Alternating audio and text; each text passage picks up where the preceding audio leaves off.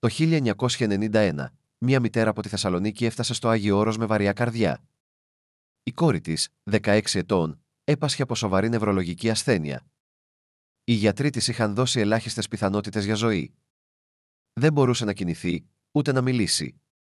Η μητέρα, εξαντλημένη, κατευθύνθηκε προς το κελί του Αγίου Παϊσίου, στο Παντοκράτορος. Περίμενε ώρες σιωπηλή, μέχρι που βγήκε ο Άγιος. Την κοίταξε με βλέμμα βαθύ, σχεδόν σαν να ήξερε ήδη. Εκείνη δεν πρόλαβε να μιλήσει. «Για το παιδί ήρθες», της είπε ήρεμα. Τη ζήτησε να μην ανησυχεί και της έδωσε ένα μικρό σταυρουδάκι και λίγη ευλογία από λάδι. «Θα γίνει καλά. Πίστη και προσευχή να έχεις», της είπε. Η γυναίκα έφυγε με συγκίνηση αλλά και δυσπιστία. Όταν έφτασε στο σπίτι, άλυψε το παιδί με το λαδάκι και το σταύρωσε με δάκρυα. Μέσα σε λίγες μέρες, η κόρη της άρχισε να κινεί τα χέρια της.